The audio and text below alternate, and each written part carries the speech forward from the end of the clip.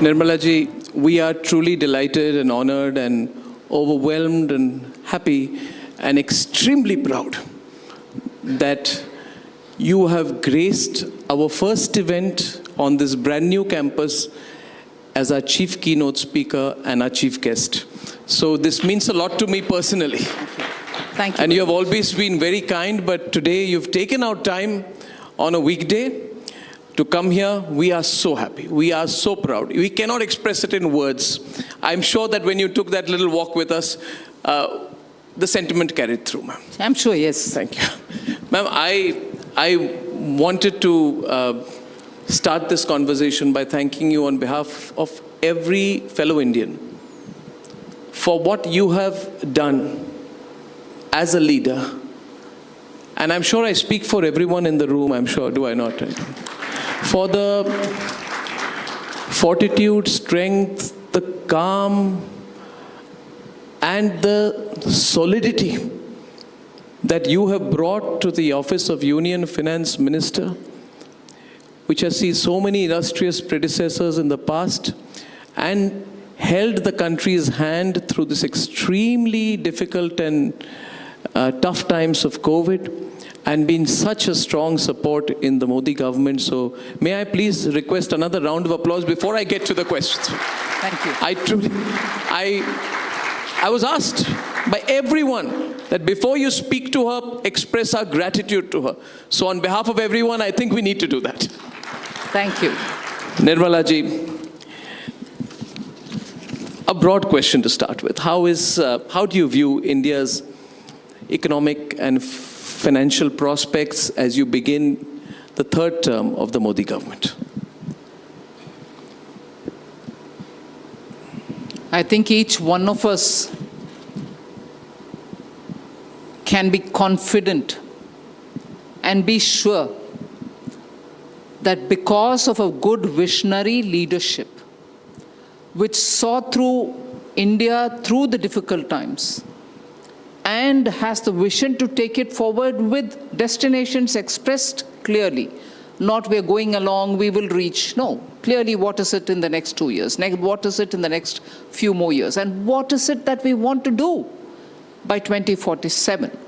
With that kind of a visionary leadership, which is strong in the sense, inside the person, the strength of bearing with the challenges, and also the kind of demands that come off, that is the strength I'm talking about of a leadership.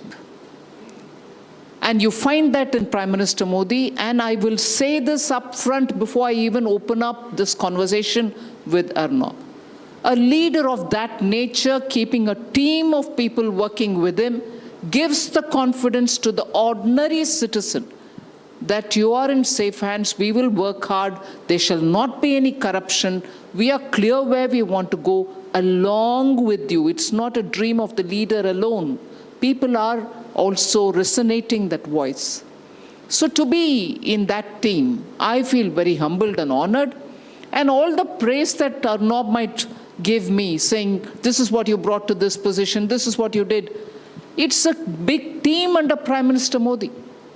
And it is that team which is delivering it, and I don't think personally and individually I am doing some miracle. No, it's a large team and a very firm leadership which says, let's go together. If there are little challenges, if there are, criticism, we'll take it in our stride.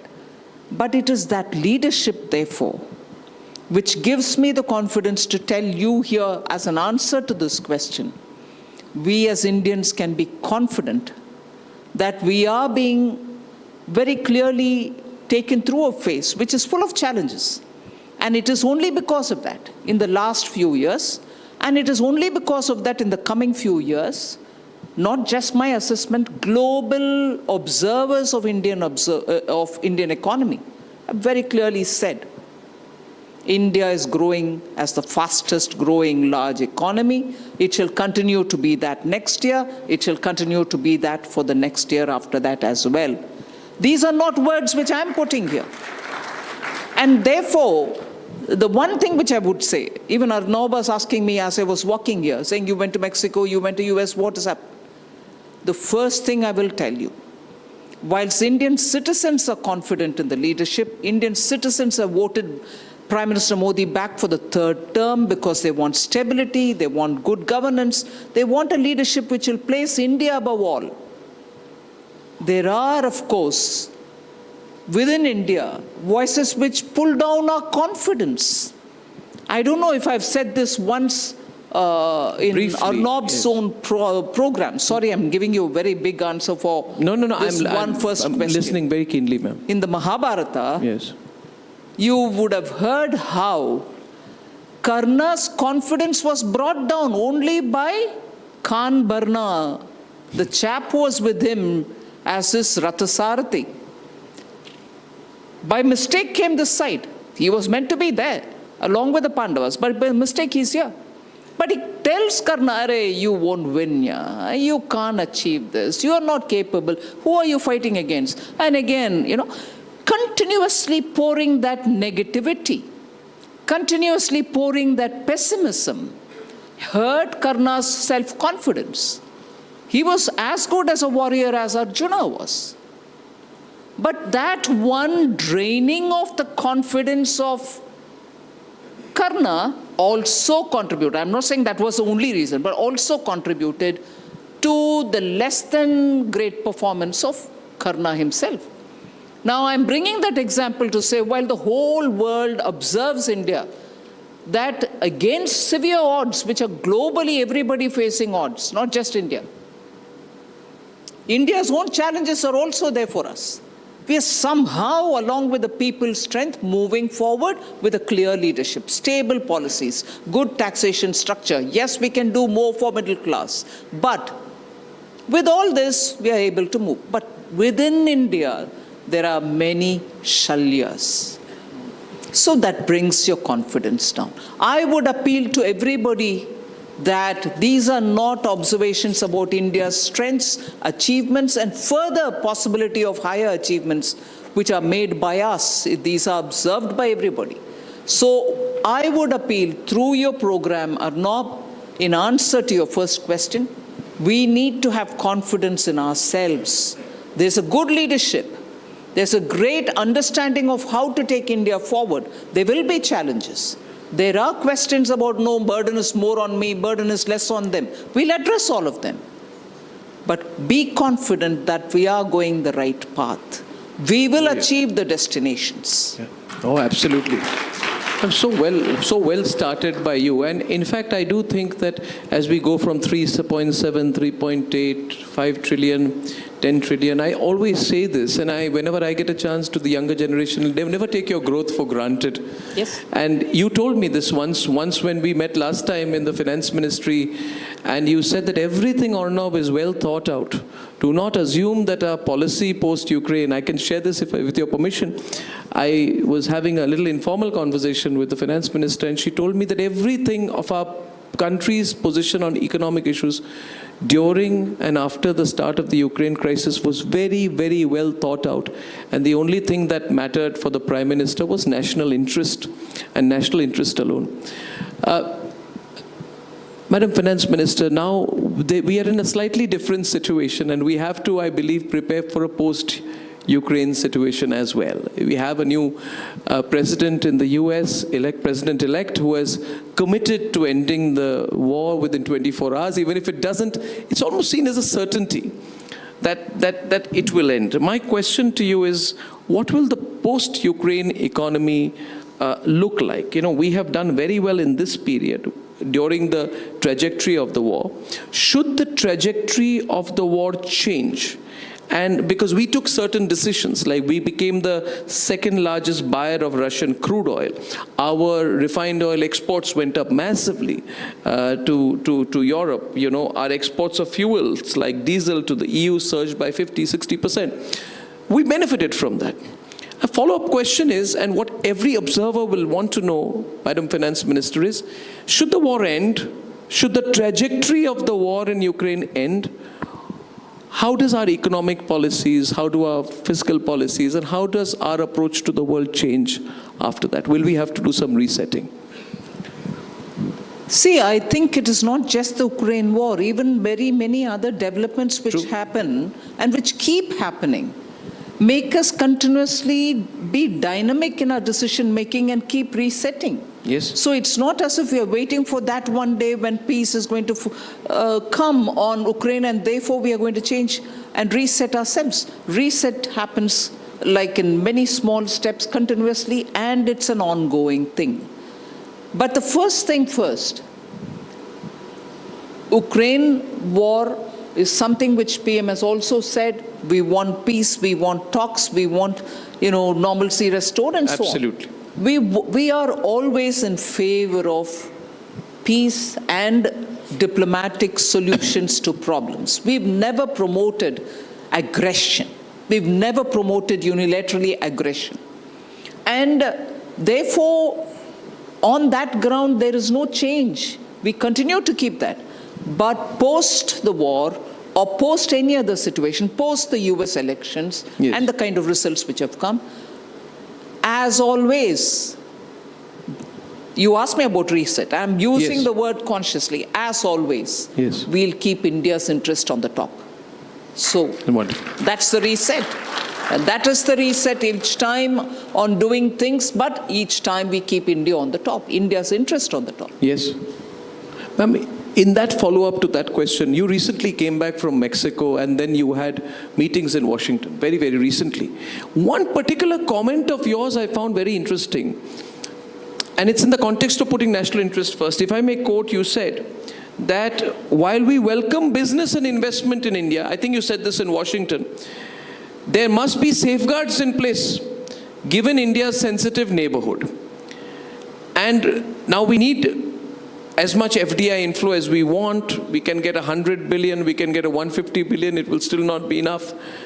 How do you balance, for example, the economic potential of welcoming Chinese investments or investments from other countries with the imperative of maintaining our national security interests and our economic sovereignty as well? Because your comment was seen in that context. If you can please elaborate on that.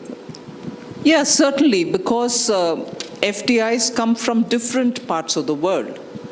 And FDI coming from the last known destination may not be the destination from where that FDI springs up, if I can use that word.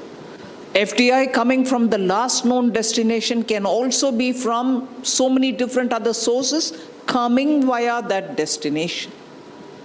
Your national interest being what it is, you want to be sure, ultimately, where is it coming from? And there's no compromise here. We are not making trouble to any investment which wants to genuinely come in India and be invested in India and create jobs in India. We want those investments, but we also want that so-called screen behind the investment source also to be opened up. We'd like to go through the screen and say, where exactly is it coming from? Let's understand it. Yes. We're not stopping anybody. We want, actually, we are inviting people to come and invest in India. Where else would you have a law-abiding society,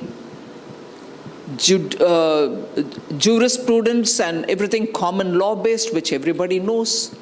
Delays may happen in the courts, but you get your justice, and in a transparent fashion. Youth who are very skilled, who can contribute to production. The growing middle class, which has the purchasing power and therefore a captive domestic market. So what better for an FDI compared to anywhere else? So FDIs are invited, we want more of it, but we also want to be sure that who indeed is bringing that investment. Ma'am, every word of yours is watched very closely nowadays, ma'am. And I can say this, that even when she was spokesperson of the BJP, Ms. Nirmala Sitharaman never spoke a word out of place. And as Union Finance Minister, she's measuring every word, because every comment here will be measured by the markets, companies, private sector and foreign investors. So she said something which I think has great significance.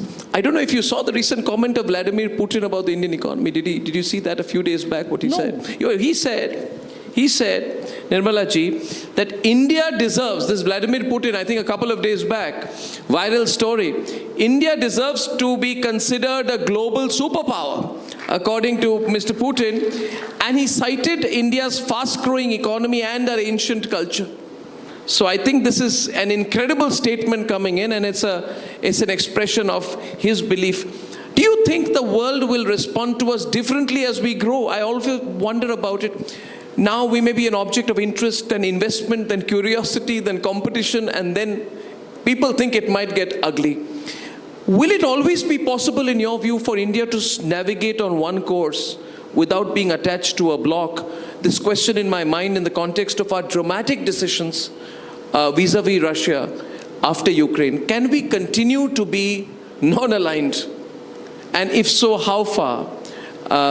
We have leaders like Trump coming in who believe in building tariffs, who say anyone out there who attempts de-dollarization, I will put 100% tariff on them. Very, very protectionist, very aggressive. So will things change? Again, it's a follow-up of the previous question, but will things change in your view?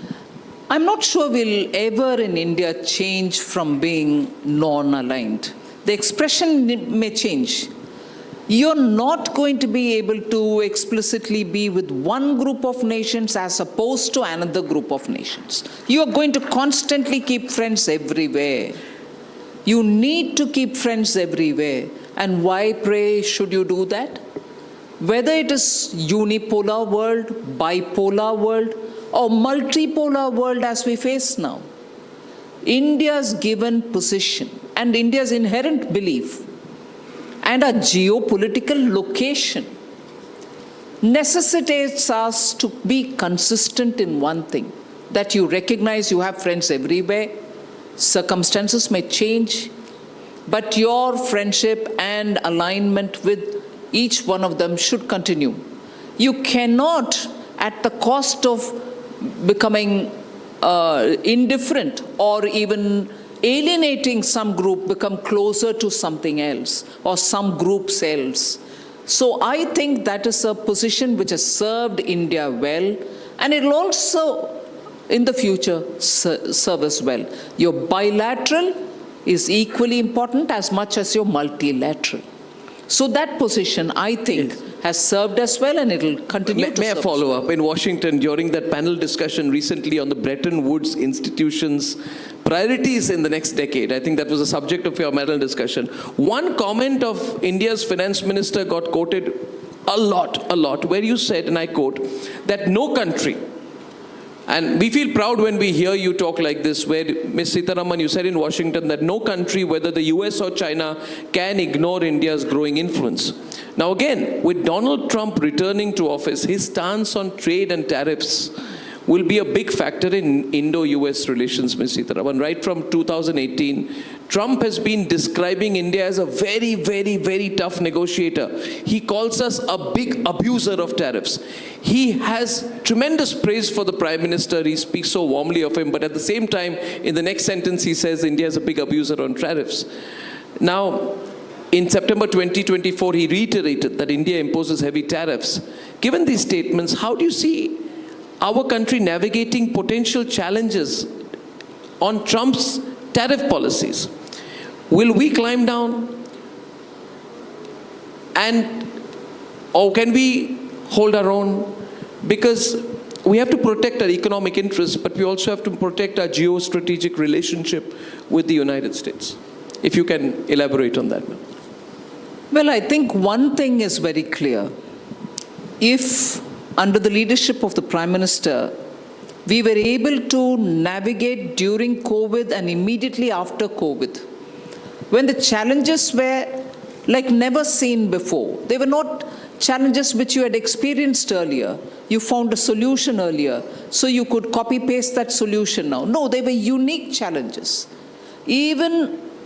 Even so, you had a Prime Minister who could logically explain why India had to take a position and justify it. And there was a lot of effort to explain where India is coming from. The simple example of the Russian oil. Yes. The simple example of COVID time measures. The simple example of vaccinations which came from abroad, which required 1,000 conditions to be met. Yes. And imagine the conflict, the dharma sankata of a prime minister. He wants to give vaccination to our people at the earliest. The process of getting our own vaccines ready is taking a bit more time. In the meanwhile, the temptation is that we can get the vaccines from outside, but it came with so many conditions. Were you ready to compromise on those conditions and get them? It's a different story that those vaccinations and their human fitness, Yes. as they say, are being questioned now. I'm not talking with the benefit You're of correct. that doubt which is there. I'm not talking from that, advantage of a future looking back at the past. But at that time, the dharma sankata that he faced, but made sure that we brought in something which was adept for Indian use, with Oh, yes. India's own. These are not decisions which would have gone down well with many people outside. But he had the, if anything, that the strength of the inner self of the person, that quality of that leader, who could go sit, look into eye of the opponent and say, no, please, we are doing this because of this reason. And it stood by us like a rock. The decisions have served us. And that is what is going to be carried forward as well. So even with Yes. the US case that you're putting before me, Yes. and about the tariffs, and that we've been accused of being abuser of the tariffs Yes. that we use. It is possible to explain every tariff that we have levied. It's not to control imports. But yet, do I have a responsibility towards the companies, for instance, in India, the capacities that is existing in India to produce some goods?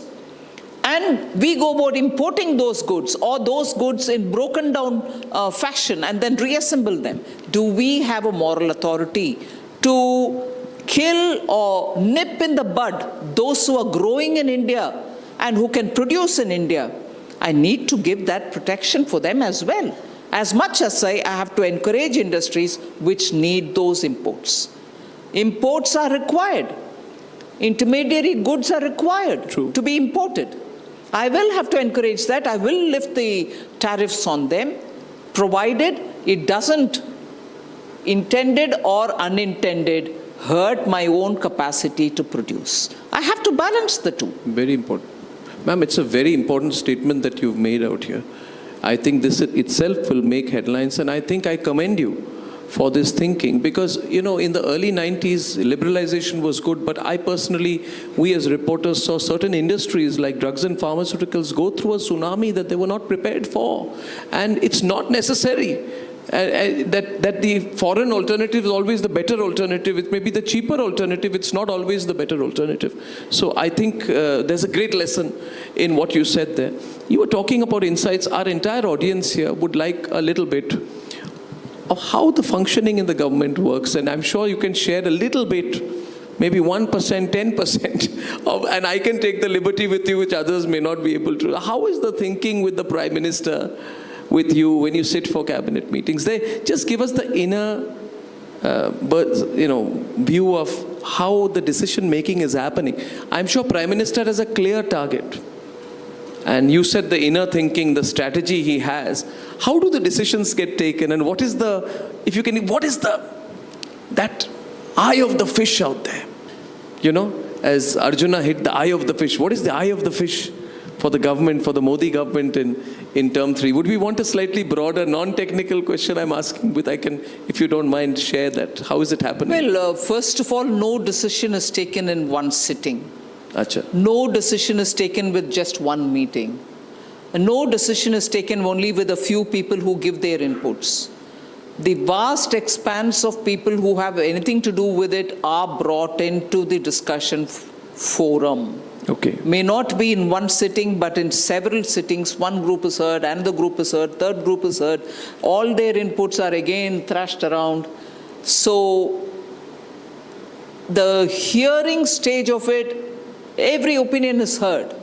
And I don't need to say to you for the first time, I'm sure I'm not saying it for the first time, many people must have told you, The Prime Minister's one quality which is amazing is he hears you without any disturbance. Yeah, he's a great There's no listener. phone call, there's no, all right, I've heard this 1,000 times, stop it. None of that. He hears you out, he hears you out. And there are times when you go back thinking, oh my God, I shouldn't have said this. Because he has not responded to you, but you know he already knows it, or he thinks that, oh, what a foolish argument, but no, he never says any of that. He hears you out in full. So no decision is taken in one round. No decision is taken with just a few people. So rounds and rounds of discussion, and in all that, he sits through patiently. Second, after all the discussion is carried forward, again one set of consultation, not at his level, at the level of the PMO officials who have the domain knowledge. And finally, when it is all drafted into some kind of a written form, the language is gone through so that there is no loose wording which will be subject to any kind of misinterpretation. And after that is when it actually comes to the cabinet. And before the cabinet, the Prime Minister has gone through the document and comes fully seized of what is in it. But even then, he doesn't stop the ministers from discussing, hey, no, but you said this, what's about it? Cross-consultation, discussion, questioning one another happens, and only then a final call is taken. But at every stage, and I'm saying this because I truly think so, believe so, and at every stage, he's done his homework. There are times when you probably are going with less homework done, but he's done his homework. So this is a very difficult situation for those presenting to him. I've often been told that, but he comes to the nub of the issue. Yes. Nub of the issue, and he focuses on that nub of the issue, which is an incredible gift. What an achievement you've had. Can I share some numbers? I feel people keep talking about 5 trillion, 6 trillion, 10 trillion. Can I share 2-3 numbers which I think are the real achievements of the Modi government? We have such fantastic audience here today. Inflation, then and now. Then 8.2% CAGR of inflation between 04 to FY14. Now 5% CAGR of inflation between 14 to 23. I don't have this year's latest numbers. FDI, then 305 billion. Now I think it is almost 600 billion were the last. But I think the incredible thing, Aman, for startups, 350 as of 2014 and 1,40,803. Now, this is, just open it up. And I feel if there was a theme, it would be just unleash. I think all we have to do in this country, Nirmala ji, is unleash. Don't you see that? That's right. Haven't you seen a change in the recent times as well? You know, then there were 5 cities with metro rail. Today we have 24 cities with metro rail. I'm told they're going to go over 50 soon. 70 airports, 140 airports, 200 in the future. So we are headed towards explosive growth. What will we have to change in our government systems to adjust to that change of growth? The question is, the country will go from 3 to 4 to 30 faster than we expect. We'll be more urbanized. I heard today 50% urbanization. Transport systems will change. Aspirations will change. Now my question is, what do you, in your view, in the government systems, the regulations, the systems, and you spoke recently about, you had a great meeting, by the way, recently about amending of the IT Act, which was also one of the promises you had in your budget, and I was so impressed to see you do a follow-up meeting on what you did. Finance ministers often don't do. Ms. Sitharaman, broad question, and every audience member wants to know. We will grow. How will the government have to change vis-a-vis the citizens in terms of systems, regulations, and way of handling things? I'll say something but which I don't want to get misunderstood, but I will say it and therefore I'll explain it also. The tendency, I suppose it's inherited from the British time and also the 70 years, is to be cautious. The tendency again is also to be careful that you're not letting out too much. Somewhere giving you the feeling that the trust on the citizen is less and the trust on the administration is more. The trust on the citizen is what Prime Minister Modi wants completely shifted in favor of the citizen. And in that, every measure you take is still requiring of more measures to be taken, and we are doing that. But sometimes it does happen that you've gone 2 steps forward, but for some reason you come 1 step backward. In the 10 years, that has been the one thing on which sometimes I think the attitude of the government and the attitude of the voting public and those who don't even vote is that this relationship should be on trust basis. Government should trust its citizens. Prime Minister Modi is fully in favor of that. All of us are making our efforts for it. But I can't say the work is done. It probably requires a lot more to be done. That when we prepare ourselves for a policy or a policy shifting or a tweaking of some policy, that should be the overriding consideration. It doesn't come first, it comes on asking. So that is the constant change that we'll have to keep working. It's happening more nowadays than before, but it needs to happen every time. That's where the work is. Ma'am, I can tell you the citizens also trust the government. And for any country to grow in the direction we are taking now, we need continuity. I hope I'm not misunderstood. I'm not making a political comment. But the biggest danger to any country is a big shift. When you are on a path, you need to be on the path, you need to grow on the path. And the worry for a lot of people is the 2 economic perspectives being presented today. One, your perspective, and the other perspective appears too far left, if you can call it that, though I don't think the people who push it are leftists really. But the fear of continuity, we need continuity. Everywhere I speak to business leaders, Nirmala ji, we need continuity. And I think people do trust the government to provide that continuity, which takes me to my next question. Now, I again take you back to the global scenario, and it's ironical and beautiful at the same time that nowadays an interview with the finance minister is 70% on global issues, because that's the way the world is moving. Honorable Finance Minister, recent reports have suggested there is a growing global trend towards de-dollarization. The US dollars in global reserves declined to 54% in Q4 2023. It was 70% in the early 2000s. China has also been actively promoting its currency as a possible alternative to the US dollar in global trade. And I have already told you, Trump is very aggressive on this. He says, you promote that, I'm going to build a huge financial wall in the United States against you. In the light of these developments and the need for de-dollarization, for a balancing factor in the world, how do you view India's role in this shift? Are we actively exploring alternatives? Should we do that? This was also a subject that had been picked up in the recent BRICS meeting, but it was not really followed through. How do you view this trend and potential of de-dollarization, and will it safeguard India's financial interests in a possibly de-dollarized global economy? I look at this debate of de-dollarization from the point of view of how the global south has to help one another, how emerging economies will have to safeguard their positions in terms of global reserve currencies, and also how developed countries themselves today, either because of recession or because of lack of demand within their societies, are facing a challenge of different order. So when you're talking about the larger de-dollarization debate, I'm looking at India setting a different track with countries which don't have a huge dollar reserve.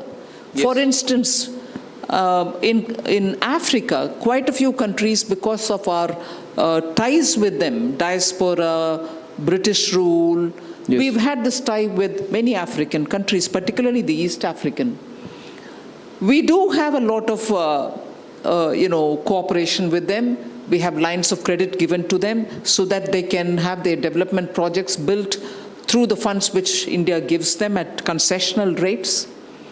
We do all this, but there is a point in time in the recent past we've had many of them unable to pay back even the concessional loan given to them because they don't have dollars to return it.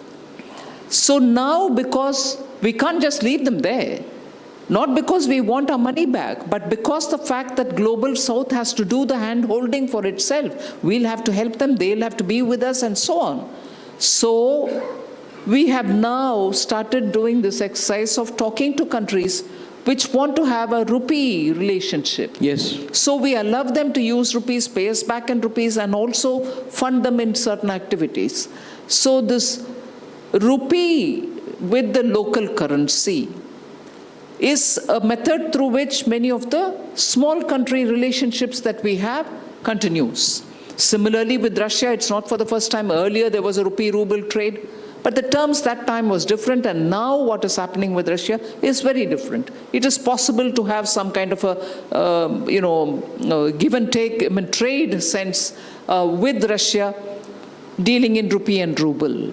There are many other countries who are looking at, because of the way in which we've integrated our UPI, if not in every brick, but at least in some elements of the stack, we've had connection with UPI and with many other countries through the UPI.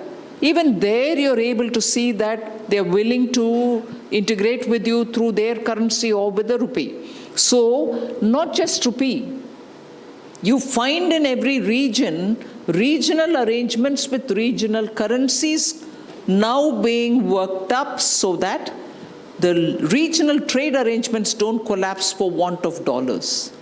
So to that extent, de-dollarization is inadvertently or not hitting at the dollar, but promoting things happening with non-dollar currencies.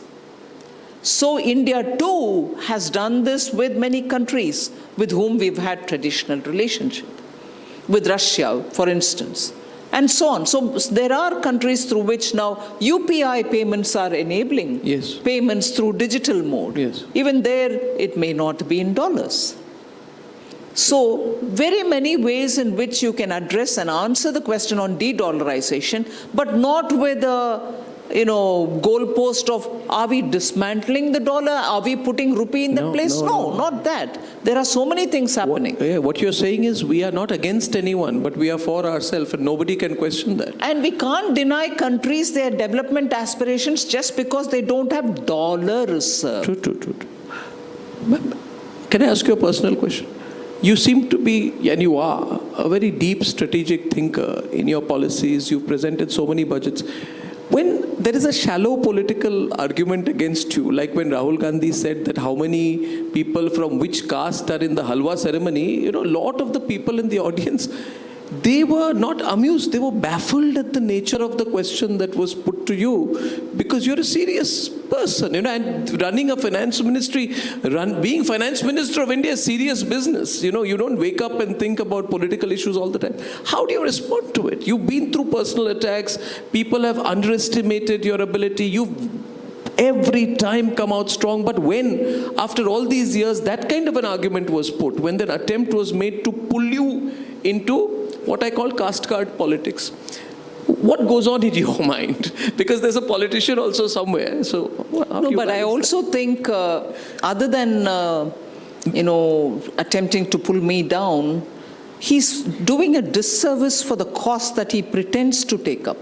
Why so? In this case, for instance, talking about halwa, talking about how many scheduled castes are there, how many OBCs are there. If you're really intending to serve the cause of scheduled castes, it's not a halwa ceremony on which you'll question that. That's true. You'll do so much more to help the cause of really scheduled castes and OBCs, rather than say, during the halwa, if you had 5 fellows belonging to OBCs or SCs or STs, you've served the cause. Somewhere, I feel the people who are around him, helping him, are not putting the gravity of issues. True. And the challenge? Before he takes it up. One, it doesn't matter to me whether he wants to undermine me or pull me down. I'll stand up with my defense. But the cause that for which you're pretending to take up, I remember that Batta per soul sometime in 2011-12. Yep. You went in favor of the farmers. Tell me, what are you doing for farmers? And look at the way in Karnataka, the Congress party has helped, directly or indirectly, people to claim farmers' lands in the name of Waqf. Waqf board. Where is the Congress party and where is Bhatta Parsol? Where is Rahul Gandhi when it comes to Karnataka's farmers? So the gravity of the cost that he takes is momentary. That minute I ask and I forget, move to the next, move to the next, move to the next. He's just not gathering any moss. Yeah. He's just moving. So for me, the worry is India's opposition. And I'm sorry to say this, I'm not trying to pull down anybody. India's opposition needs leaders who can stand up in the parliament and question the government. Oh, yes. Do stand up. That's so amazing.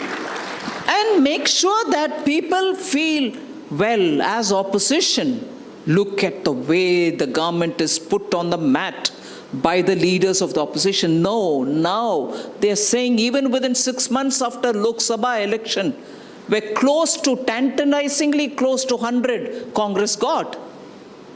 And thought from 55, if I went to 100, people are with me. Yes, people are with you for being in the opposition, but you're not doing that job. You're talking on halwa one day, you're talking on youth another day, you're taking a copy of the constitution when the chairman says you're not supposed to hold anything in your hand. No pictures, no placards, no books, no whatever. But you're doing all these. And you're often seen sitting like this in the house. That's true. That's excuse me. Yeah, like this, something like, I'm sorry, I don't want to dramatize it. No, it's the truth. I want an opposition leader who sits to ask the question. Oh, yes. So the moment he gets up, all of us should say, oh my God, let's see what he's going to ask now. That's the point. You're sort of making... What can I say? I know, we need an opposition. Yes, we need an opposition. Who can speak for those who want to question the government. Yeah. They say there's a quote, no, a rolling stone gathers no moss. Rahul Gandhi is going to think he's very cool. He's like a member of the Rolling Stones band, given what you said. But less said, the better, Let me just change the subject there, ma'am. But on a serious note, you have opposition state governments which are in trouble. How does the center view them? The BJP goes for the kill on them. Like Himachal Pradesh, they say there's a toilet tax nowadays. And there was another controversy recently on the samosas that were meant for the chief minister were consumed by someone else. Silly issues. Then Karnataka has a fairly interesting deficit. And we had Mr. Sitharaman actually give advice with DK Shivakumar sitting next to him that next time you make promises, please think whether you have the money for it. Problem, Mr. Kharge doesn't realize there are cameras everywhere. He was recorded saying that. We debated it at night. We keep looking for these issues also. Now, are you a little too tough with the state governments? Ms. Sitharaman, if you don't mind my asking you, because all of them point their fingers at you. All these chief ministers, they point their fingers at Prime Minister, of course, but they point their fingers at you saying, Nirmala Sitharaman, Finance Ministry, allocation of funds, Niti Ayog, they have complaints everywhere that we are not being given what are... So what if we give freebies? It's our policy. Government should support us long term, etc. Bengal, Mamata Banerjee, all of them. So how much truth is there in that comment that there's a little Not bit of... one bit of truth. I'm sure of that. I'm sorry to sound so aggressive. No, I like you aggressive. You're no longer aggressive. When you were spokesperson, you were very aggressive. Nowadays, you've become far less aggressive. But please, we like the aggressive Nirmala Sitharaman on top of Arnab will be the first fellow to say, what is this finance minister? She doesn't contain. She can't take No, please. She shouts. She gets aggressive. And look at Gautam Gambhir. He's been told, why is he always contented? He's a good cricketer. He's gone there to get to some order. Amazing. But even there we tell him, no, you can't be this, you can't be that. Like that I'll be told. No, you're not a spokesperson anymore. Why are you getting angry? Why are you giving answers like that? So I'm remaining quiet. But now you provoked me adequately. And we want you to bat like Shrikant now, ma'am. I'm honestly saying, and I repeat with my eyes wide open, looking into the very august audience. Yes, ma'am.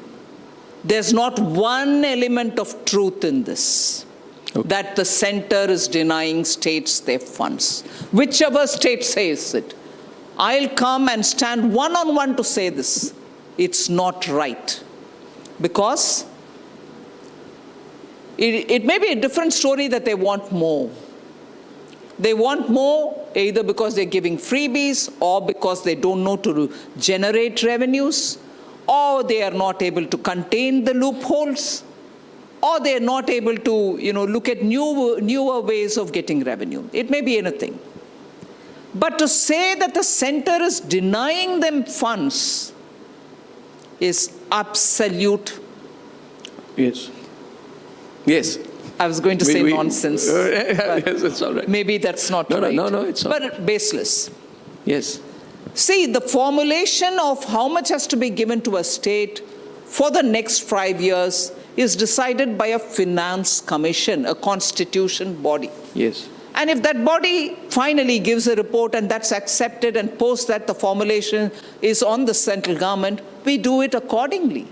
There's no way I can have, I like Madhya Pradesh more than Kerala, so cut down on Kerala, give Madhya Pradesh. Impossible. The system is completely fitted with mechanism that automatically every month the devolution happens. So that argument has been placed several thousand times, and there was one state which has taken us to the Supreme Court, and the Supreme Court has also very clearly said you go amicably sort it out with the central government on the larger issue of whether the central government should oversee the borrowings of the state, which is Article 293, given in the Constitution, an authority to the central government, because sovereign guarantee is given by the central government for states' borrowings. And therefore, the central government is vested with authority to oversee borrowings of the states. And legitimate borrowing, let us say now 3% of their GSDP, cannot be denied and cannot be put under condition. I don't put conditions for you to borrow if it is within the 3% limit. But Bengal, for example. So whichever state, within your reasonable, permissible limit you borrow, nobody can say no. But beyond that, and aside from that, you create newer bodies which don't have the legitimacy to borrow, which don't account to the state assembly, whose revenues are not controlled by the assembly. If such bodies are made to borrow, and to them you give the right of your duties, meaning liquor policy, you have excise duties imposed on every bottle which is sold, and through that the revenue comes, and you have to come to the house, meaning assembly or the parliament, to say how much you earned. Now, suppose you transfer the right of the excise completely to this body which is not accountable in the assembly, and say the revenue earnings coming from the excise duty will go to this body, with that they'll pay the loan, and the borrowing is taken without any kind of restraint. CAG has pulled up states saying, what are you doing?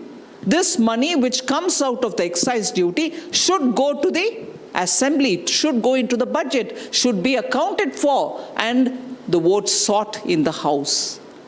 If that is for the next 5 years siphoned off to this body which is not accountable to the assembly, CAG pulls it up. And we say, no, that is not allowed. That kind of a borrowing is not allowed, because we have the right to oversee these kind of borrowings also under Article 293. They then say, the center is controlling me. Is this right in the first place? These kind of anomalies happened, highlighted by the CAG, questioned by the center, and then they make such noise to cover up these kind of wrongdoings. What is due to states, to any state, to every state, goes and goes in time. I will challenge in the 5 years that have been here, and so with Arun Jaitley's time. I will challenge if money has been delayed to any state. If you don't submit your certificate of utilization and then expect me to nevertheless give the money, obviously it won't happen. Submit your utilization in time, get your money in time.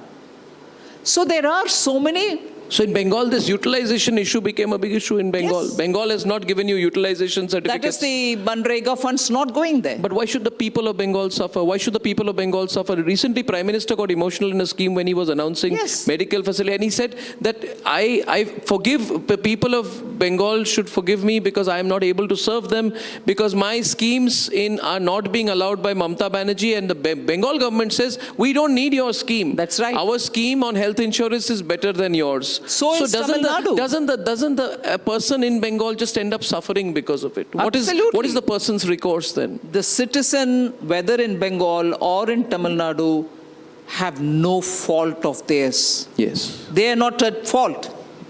But when state governments politicize such things, Yes. and they don't allow schemes of the central government to reach the state citizens, it's unfortunate that the citizens don't benefit. Tamil Nadu, I'm purposely bringing that on board, PM Vishwakarma Yojana. To benefit 18 such people, barbers, boat makers, fish net makers, masons, what is their caste? Who asked their caste? Absolutely. Whereas in Tamil Nadu, the politicians there, the government there, distorts it by saying Vishwakarma is a jati. You are giving it to the jati. What understanding of jati is this? And what understanding of the Vishwakarma scheme is this?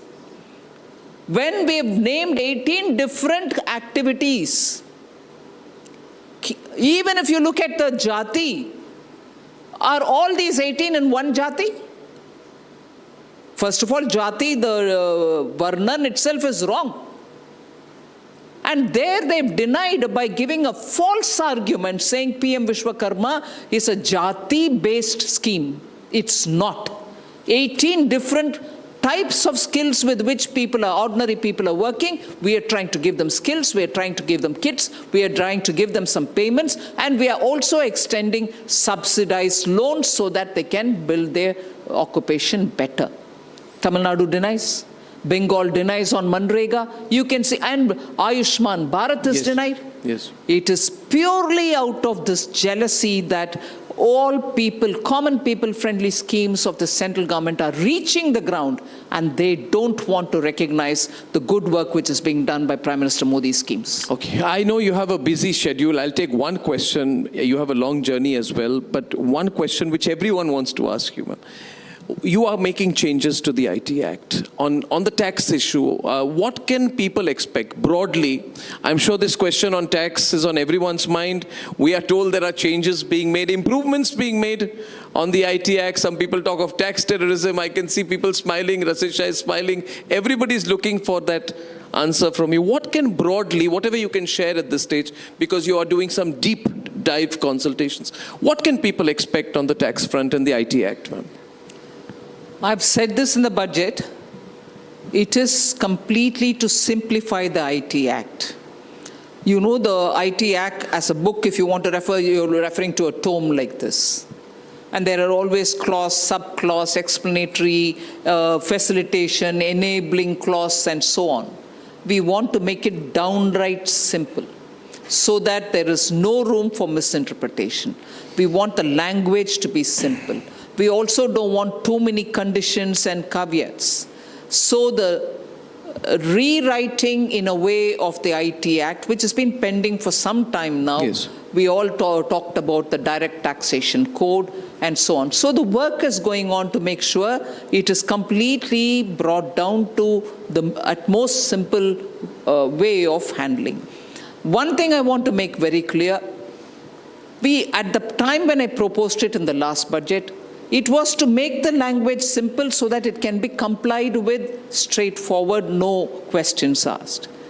And even at that time, I didn't talk about rates being brought into this simplification. Because rate is something which I have to go to the budget and also through the budget to the parliament. Simplification is already gone through in the parliament saying, yes, you have to simplify. But rate will be a subject of a budget and never a subject of such discussions. So here, I'm not indicating that, yes, I'm changing, or I'm not indicating, no, I will not change any rate. tax rate for the income tax. But I just want to say, because you talked about this particular thing, it is for simplifying so that compliance is not a burden, so that officers at the local level, in the field level, don't subject taxpayers to wrong interpretation and harass them. Don't quote certain sections which are almost dormant to harass them. Remove that element of rent seeking completely so that it becomes simple. Well, that I think we all appreciate. And we appreciate your time today. And I think this intimate gathering, where there's so many headlines today we've got from you. Thank you. Once again, without overstating at all, let me say we are very proud of our finance minister for her leadership and for being an example of true leadership in government. A round of applause for you. I think they're giving you a standing ovation, ma'am, and we are very grateful for your time, ma'am. Very, very grateful. Very, very grateful. Thank you so much.